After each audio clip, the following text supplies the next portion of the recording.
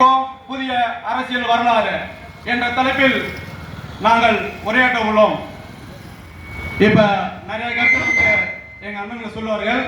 என்னுடைய கருத்து, நான் பாதிக்கப்பட்டது, என்னை போன்ற மக்களும் பாதிக்கப்பட்டிருக்காங்க. அது எப்படி பாதிக்கப்பட்டாங்க அப்படிங்கிற கருத்தை நான் சொல்ல போறேன்.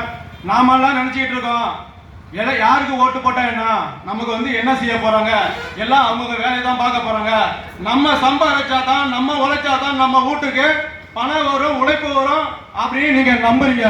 அது சத்தியமா போய் நமக்கு தெரியாமலே நம்முடைய வருமானத்தை இந்த அரசாங்கம் சுரண்டி கொண்டிருக்கு. அதுல நானும் பாதிக்கப்பட்டிருக்கேன். அது எப்படிங்கிற தகவல் மட்டும் சொல்றேன், கேளுங்க. இப்ப பாத்தீங்கன்னா நாங்க அண்ணன் தம்பி 3 பேரு, எங்க வீட்டிலையும் பாகப்பிரிவினை சொத்து பிரச்சனை வந்துச்சு. நாங்க பிரிக்க போனோம். அதுல ஒரே ஒரு சொத்துல மட்டும் ஒரு சின்ன பிரச்சனை.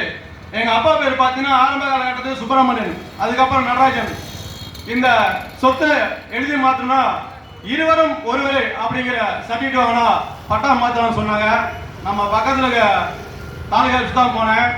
நம்ம கட்சியில இருக்கோம், நமக்கு தான் கொஞ்சம் வேலை இல்லையா, அதனால லஞ்சம் ஊழல் இல்லாம இந்த காரியத்தை செய்து முடிச்சலான்ட்டு நமது விவோ ஒரு மனுவை போட்டேன். மனுவை போட்டு ஒரு வாரம் கழிச்சு அவர்கிட்ட சரி போய் கேட்டேன், உங்க மனு நான் ஆர்ஐக்கு அனுப்பிட்டாங்க. ஆர்ஐகிட்ட கேட்டா எனக்கு மனுவே வரலனாரு. திரும்ப யூடியூப் கேட்டா இல்லைங்க நான் கொடுத்துட்டாங்கிறாரு. இப்படியே கிட்டத்தட்ட 1 மாசம் ஆகி போச்சு. பிறகு கேட்டேன், அந்த விவோ உங்க மணி என்கிட்ட பத்திரமா இருக்குன்னாரு. எப்படி பார்த்தீங்கன்னா அவர் போதை பழக்கம் அதிகமா உள்ளவர். இந்த இது அடுத்த நிலை போறதுக்கு அவரை தினமும் பின்ன காலையில பார்த்து சந்திச்சு இதை கொஞ்சம் கொஞ்சமா விவோட்ட ஆர்ஐ இருந்து டிடி இருந்து வட்டாட்சியர் அவர்கள் கையெழுத்து போடணும். நான் போடுவார்னு தினமும் பார்ப்பேன். அவர் தம்பி சரியான ஆதாரம் இல்லைன்னு சொல்றாரு. விவோ ஆர்ஐ டிடி எல்லாமே பார்த்து சரியா இருக்குன்னு சொல்லி அவர் கையெழுத்து போட வேண்டிய நேரத்துல சரியான ஆதாரம் இல்லைங்கிறாரு. அது என்ன ஆதாரம் தான் தெரியல. நானும் ஒரு வாரம் பார்த்துட்டு வேலைக்கு ஆகல, குடும்பத்துல பிரச்சனை, அது என்ன ஆதாரம் கேட்டேன். நம்ம காந்தி நோட்டு அதுல கொஞ்சம் இல்ல, அந்த காந்தி நோட்டு இருந்தா நான் அப்பவே கையெழுத்து போட்டு அனுப்பிடுவேன்னாரு. எனக்கு ஒரே அசிங்கமா போச்சு.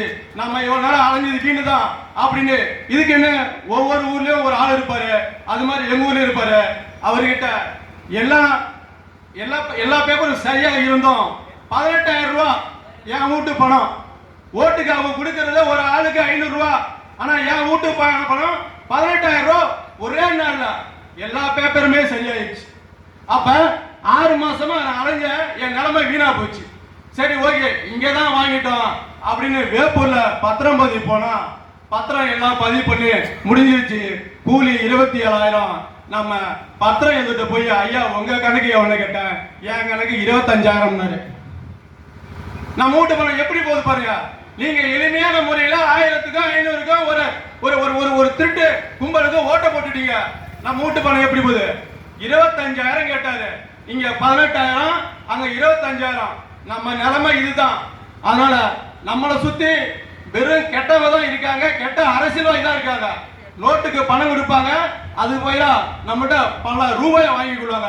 இந்த நிலை மாறணும். அதுக்காக தான் இந்த மக்கள் வாங்க உங்களை இந்த கருத்து சொல்றோம். இப்ப பாத்தீங்கன்னா அரசியல் ரொம்ப வித்தியாசமா இருக்கு.